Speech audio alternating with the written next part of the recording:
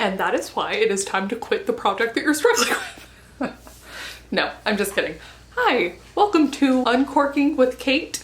It's like coffee with Kate, as inspired by sharing forge and fiction to fiction, only with wine. And today we're gonna talk a lot about quitting. Let's take a sip first. I want to give you a couple of personal examples where quitting a project or putting it on the back burner or quitting a goal that I had set has actually worked in my favor and helped me in the long run. And just generally talk about, you know, mental health surrounding goals and being a creative person and making things, and this sort of pressure that we put on ourselves to see everything through. And I'm not saying that tenacity isn't a great goal to have, that finishing isn't what we should be striving for, because of course finishing helps you learn. Are you being a silly bit? Is that what you're being? Are you being a silly bit?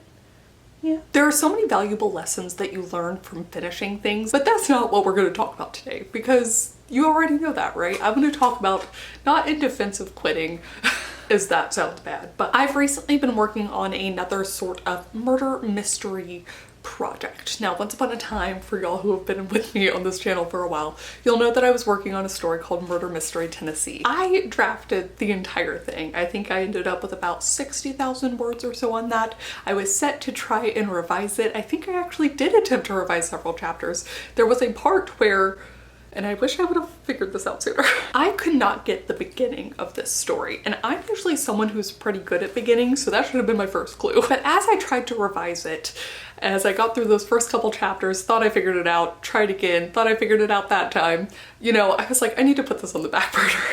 I need to quit. I need to not focus on this project right now. And that can be upsetting sometimes, because you've spent so many months already outlining or drafting, brainstorming, even when you're just out on a walk and you're getting ideas for the project. Like, your brain isn't consciously working on it, but by being a writer, by being an artist, you are absorbed by the thing. It took me a while of quitting this project, several months, with no intention of returning to it, hi Buffy, to figure out that I basically committed the cardinal sin of the mystery genre, and that for as many hints as I thought I had laid, I hadn't set it up so that the reader could figure it out. That's something that we have to realize as we're writing all these different genres, is reader expectations, right? And I had failed. I had failed the reader, and it wasn't something that I could catch until I wasn't thinking about it. And I went to reread it, and it was so glaringly obvious, like your little snoot is in my face.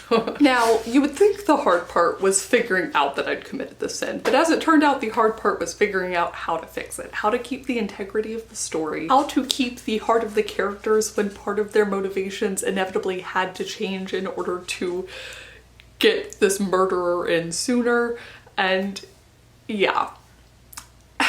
And it was only when I had so fully decided to not even, you know, do this story anymore, when I'd realized that maybe I was not yet there, when I started a new story in the mystery suspense genre. It's more of a private eye, a killer for hire is what I've been calling it, but it still follows the tropes. The difference is, I mean, my main character is the killer, but the mystery aspect of it is something that the reader can guess. And so I had learned my lesson, and something in actively learning my lesson and putting that knowledge to use in a different project, immediately I've gotten through chapter 6, I'm starting chapter 7 in the Killer for Hire one of 18 chapters, and I know how to fix Murder Mystery Tennessee now. And I don't know if I would have kept at it, if I hadn't have quit that project, that I ever would have figured it out. When I say that I struggled for months, I mean I struggled for months. Sorry, past me. Now, this is one example of a time where I quit a project, right? And I've actually quit projects before. I call them backburner projects. This is something I've talked about before, but also like they're backburner that, again, I don't necessarily have any intention to come back to them.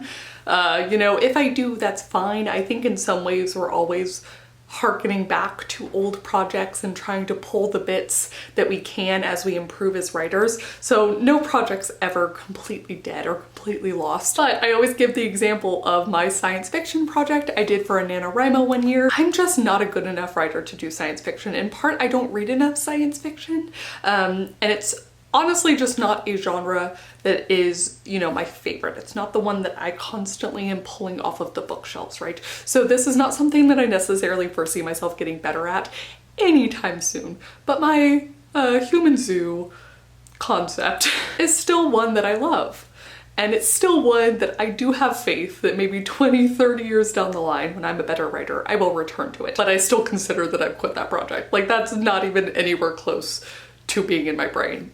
Zara Hoffman was talking about her to be written list, similar to a to be read list, and I don't even know that it would be on my to be written list, right? Or if it would be at the bottom. Like, all the other new ideas I had would go above it, kind of thing. And I think it's hard in some ways because as you know, writers were constantly wanting to connect, especially here on authortube, right? So we want to tell people about our projects, we're excited about them, we want to get their advice sometimes. We want to have a brainstorming session, we just want to tell someone else about the characters that are living in our heads. And so it can really suck when we're like, ooh, I have quit, I am not working on that anymore, I don't know when I'll work on that again.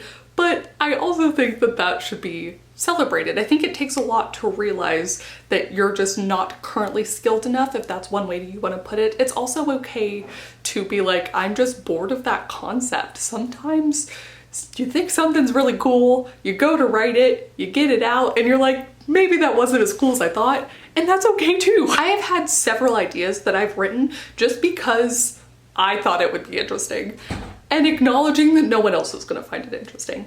And oftentimes for those projects, while I appreciate the editing process and the revision process, oftentimes it's just like dumping it out and telling myself what the middle is and discovering that that's important to me. And it's okay to have projects like that that you never look at again. But once again, I think it can be hard in a space like authortube where you have people of all different levels of writerhood, authorhood, people who have different skills, who might have more skills than you do, and you know, they're farther along in their journey and you're over here like, yep, this is my third idea I'm working on in 1 year and it's still not really coming together and I think I'm gonna try another one. And I guarantee you those people have experienced that same thing too. They're just at a point where, you know, they're past that. They can now finish the project, they can now edit it, they can revise it, or they know when a project's not there yet and they're okay abandoning it or maybe not talking about it or all this other stuff, right? But it's hard to compare yourself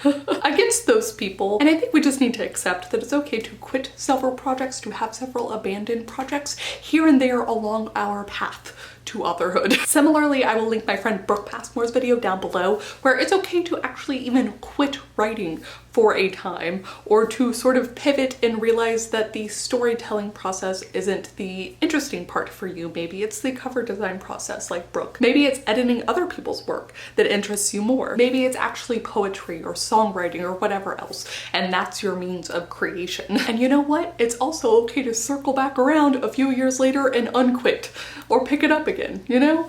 I think this idea that everything has to be so absolutely binary is silly. But I also want to talk about a time that I quit a goal and how much healthier that was for me. So, here are my confessions. I have quit milwordy. That is right. I think most of y'all have probably guessed that. Milwordy was a goal that I'd set up inspired by a NaNoWriMo forum group that actually started it, or was where I saw it first. The goal was to write 1 million words in a year, and now I'd already stated that my goal was also to include editing words, revision words, the rewriting, even the rereading words that I was working on for the stories. But the goal was absolutely to track those 1 million words along the way. I have made a video where I had tracked 3 months, so I will leave a link down below, and the kind of struggles that I went through of the starting, stopping, and finally getting 3 months. And I will tell you that as soon as I hit those 3 months, I stopped. And the reason being is that I got what I needed out of it. I wanted to track in order to get a true account of how many words I could draft, revise, edit, etc. in a given time period. I'm someone who sets very lofty goals, and it's something that I've struggled to not penalize myself when I don't reach those goals. I'm actively working on setting smaller goals or more doable goals or extending the time period on the goals that I set. But as it is, I just happen to know this about myself, and milwordy just confirmed it, which is wonderful. I can't work as fast as I thought I could, or maybe a better way of saying that is I work plenty fast. I just have my head in the clouds. I dream big, you know, that's how I'm gonna say it. And once I had that confirmation, what actually happened was that tracking my words was no longer fun. In fact, it acted as almost a detriment to me, and so I just stopped tracking, and that's okay. I experienced another thing similarly when I had switched from Google Docs over to Scrivener. As I've been working in Google Docs for the past few months, I didn't see my word count as readily. It's not displayed so that I can see it at all times. I know that's a feature you can actually turn off in Scrivener, but I didn't realize that that was something that bothered me anymore until I went back to Scrivener and I had this intense, like, I must make this word count feeling, and it again kind of stripped the fun of it for me. When I was doing it in Google Docs, I was just excited to make progress in each chapter. I was excited to finish a chapter, and that was really what propelled me forward, was hitting parts of my outline or hitting parts of the story I was really excited about. But something about then seeing the words was not fun. It wasn't fun.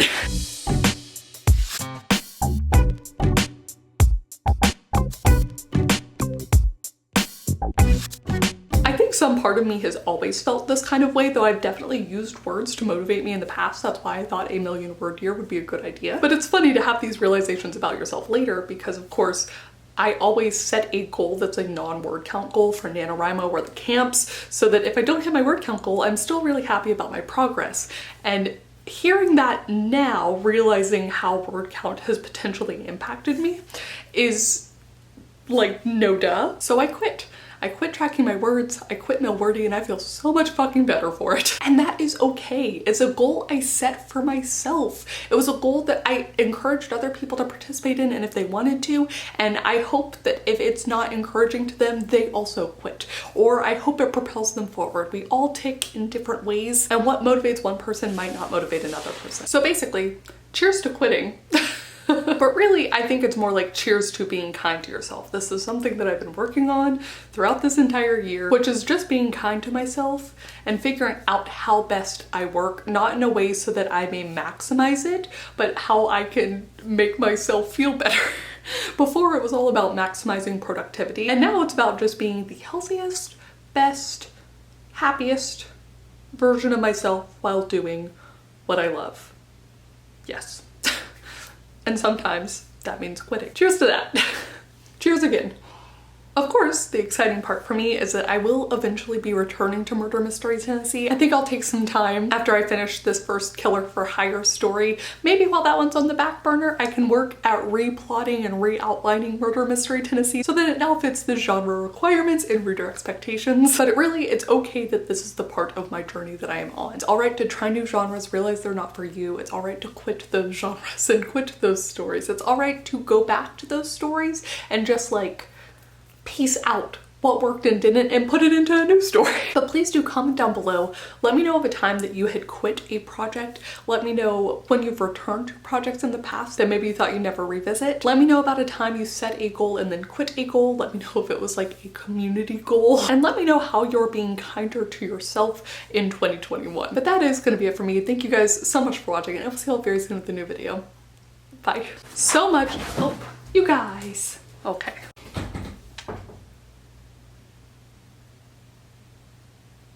Yes, puppy?